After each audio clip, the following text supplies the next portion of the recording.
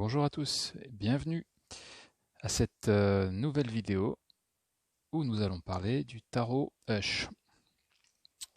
Alors, pourquoi Hush? Eh bien, tout simplement parce que c'est comme ça que se prénomme l'auteur, Jeremy Hush. Alors, on va commencer par regarder un petit peu la boîte. Donc, une boîte en carton, plutôt jolie.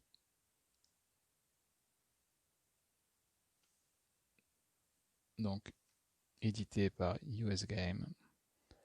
D'un côté, vous avez un animal, de l'autre, un être humain. Alors, vous allez voir que ça semble être un détail ici, mais ça a toute son importance.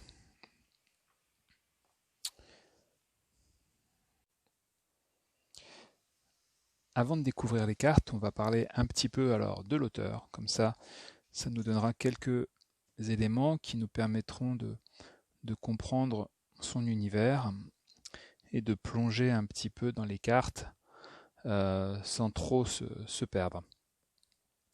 Alors ce qu'il faut savoir, c'est que l'auteur a une relation particulière avec les animaux, puisque il peuple on va dire son univers. Ce qu'il dit dans son livret, c'est que son art, c'est son monde, et que son monde représente la nature comme étant beaucoup plus grosse que n'importe quel être vivant. Donc, il met l'accent finalement sur la place de l'homme dans la nature, qui est finalement assez réduite. Donc, toutes les cartes font apparaître quelquefois des êtres humains et la plupart du temps des animaux ou des insectes. Voilà. Et donc, bien entendu, la relation entre l'être humain et l'animal a aussi son importance dans l'interprétation des cartes. Donc, dans sa vision, animaux et humains, finalement, sont placés sur un pied d'égalité. Et ils entretiennent finalement une relation, on va dire, d'esprit. Et les esprits donc des hommes et des animaux sont dans son jeu reliés. Voilà. Alors, on va regarder un petit peu les cartes et parler du jeu en même temps.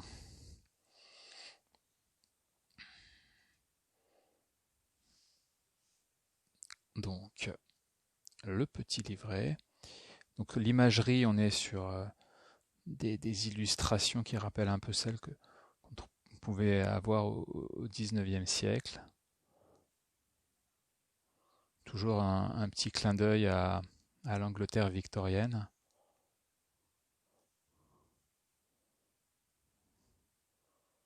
Voilà. Hop. Alors oui, on va parler aussi des cartes. Donc épaisses, sans trop, plutôt de bonne qualité, des couleurs qui rappellent un peu celles de l'automne, je trouve. Voilà.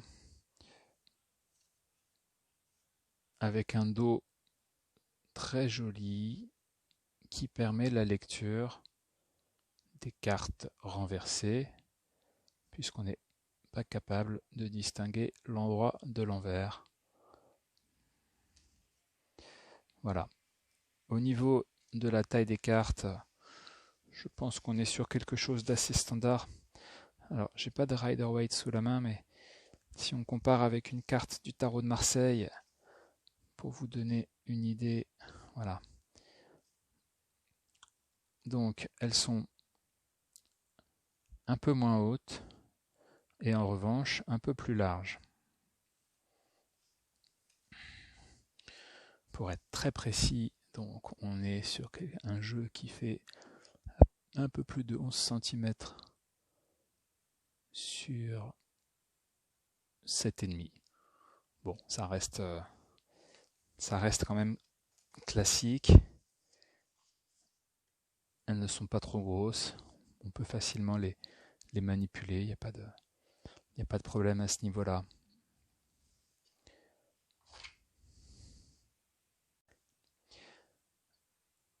Alors, bien que les cartes soient finalement assez éloignées de l'imagerie du Rider-Waite, c'est un jeu dont les interprétations renvoient à celles du Rider-Waite. Donc, ça veut dire que si vous connaissez parfaitement le Rider-Waite, ça ne devrait pas poser de problème pour vous y retrouver. En revanche, si vous débutez, ce sera un poil plus compliqué si vous avez par exemple un manuel, parce que c'est vrai que là, vous n'allez pas forcément retrouver les symboles qui sont les plus courants et les plus comment dire, décrits dans les manuels. Donc ça, c'est bon d'y penser avant d'acheter le jeu. Alors vous pouvez effectivement, si vous ne connaissez pas, partir du principe que voilà, vous allez découvrir le jeu à travers ces cartes et qu'au final, il y a quand même un pont entre l'édition classique et ce tarot. Mais c'est toujours quand même plus simple de partir d'un tarot, on va dire, classique et d'aller ensuite vers ses clones. Voilà, sauf si vous décidez de ne faire des tirages qu'avec ce jeu et que vous n'utiliserez que celui-là, auquel cas, bon, c'est beaucoup moins important. Donc, les cartes. Alors, on va les regarder une à une. Voilà, donc le fou. Alors, le jeu est en anglais. Voilà. Le manuel aussi. Donc, encore une fois, c'est pas problématique vraiment si vous connaissez la signification classique des cartes du Rider-Waite. Ça l'est un peu plus si vous débutez et si vous ne parlez pas anglais surtout, parce que le petit livret est plutôt bien fait. On en parlera tout à l'heure. Voilà. Alors, ce qui est intéressant finalement avec cet univers où se côtoient les animaux, les êtres humains, c'est bien entendu la relation entre les deux, mais aussi le mystère finalement qui fait partie intégrante des cartes. Alors pour l'auteur finalement, les animaux qui apparaissent sur ces cartes sont tous plus ou moins perdus, on va dire, et cherchent donc une issue. Et l'auteur s'est amusé visiblement à disséminer des indices qui permettent justement de retrouver l'issue et voilà, pour pouvoir se sortir finalement de l'impasse dans laquelle se trouvent ces animaux. Alors, je ne me suis pas encore amusé à faire l'exercice, mais ça peut aussi faire partie de l'apprentissage finalement des cartes et surtout voilà, vous donner des clés ou des éléments supplémentaires pour l'interprétation. Comme vous le voyez, les cartes sont très très belles. Les illustrations sont magnifiques.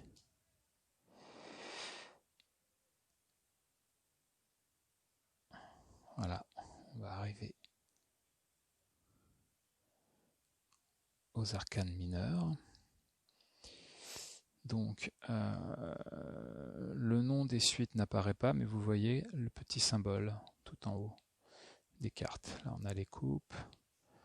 Là, vous avez les épées, les pentacles, et si tout va bien, les bâtons.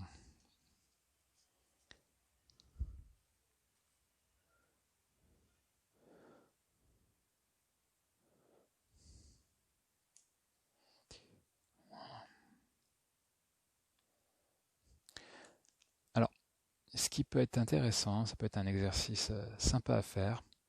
Si vous connaissez déjà le Rider-Waite, ou si vous apprenez avec un manuel justement qui reprend les significations classiques du Rider-Waite, c'est de faire le pont entre ce jeu et justement le côté classique, enfin l'interprétation classique. Alors pourquoi? Parce que finalement, malgré tout, même si les illustrations diffèrent, elles ne sont pas pour autant éloignées. C'est-à-dire que vous avez au final pratiquement la même signification. Sauf que,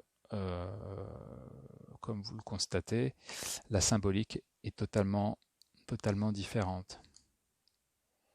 Alors, je vais m'arrêter là un instant, on va prendre un exemple.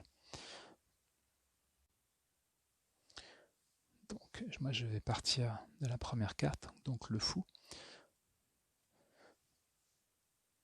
Donc, un furet et des papillons de nuit, ou des mythes, je ne sais pas. Je ne sais pas si on les voit bien, elles sont là et là. Donc, sur l'original, sur le Rider-Waite, vous avez un personnage au bord d'un précipice qui regarde en l'air avec son baluchon et qui est finalement symbolisé ici par le furet pour son côté justement un peu fantasque, curieux, qui prend des risques, qui veut voir les choses, le monde. Et pour revenir au fou donc du Rider-Waite-Smith classique, vous avez un petit chien derrière lui qui soit essaye de, le retenir parce qu'effectivement il regarde en l'air et que s'il ne fait pas gaffe, eh ben, il va tomber du précipice. Ou au contraire, un petit chien qui va le distraire et qui va faire que justement, la distraction aidant, il va tomber. Là, ce rôle finalement est joué par les mythes qui sont autour de ce furet et qui donc potentiellement peuvent le perturber et donc l'entraver, on va dire, dans son aventure. Voilà. Donc ça c'est un exemple un peu bateau, hein. Je pense qu'on peut aller beaucoup plus loin en regardant plus précisément les symboles, mais voilà. Donc ça peut être un exercice intéressant à faire avec toutes les cartes justement. Donc je vais reprendre. Hop.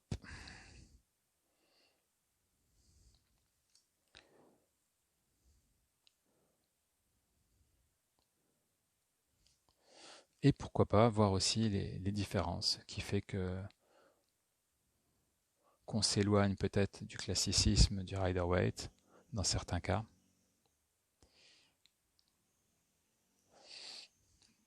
Alors, ce qui est intéressant dans tous les cas de figure, c'est que quelle que soit finalement l'interprétation que vous retenez ou les mots-clés, c'est que finalement vous avez toujours des éléments graphiques donc qui ne figurent pas sur le jeu original qui enrichissent aussi vos lectures.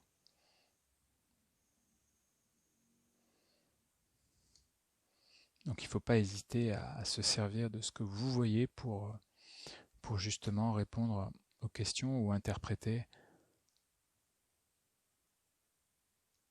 ce que vous voyez.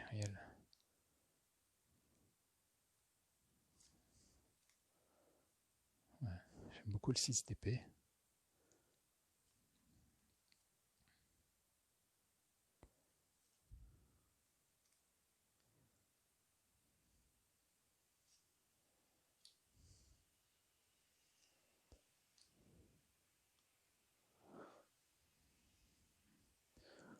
Donc ce qui est intéressant, notamment avec les épées, c'est que finalement, on ne les voit pas.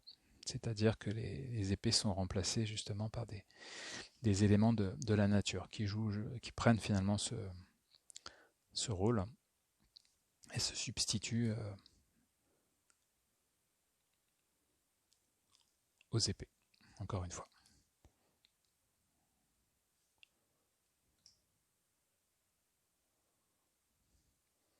Donc la symbolique des animaux est ici hyper importante. Je pense que si ça vous intéresse, il y a pas mal de choses à creuser.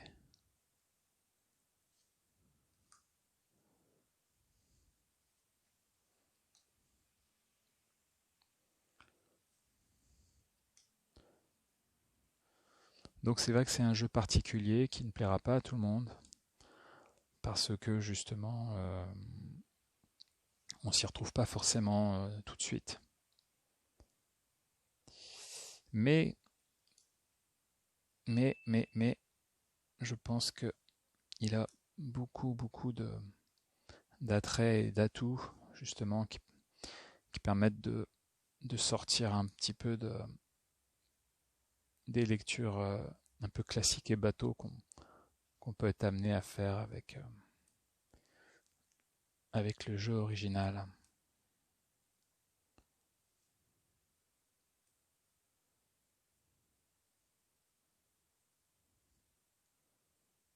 Voilà. On trouve des choses intéressantes quand la nature justement rencontre un peu l'être humain dans ses réalisations, dans ses...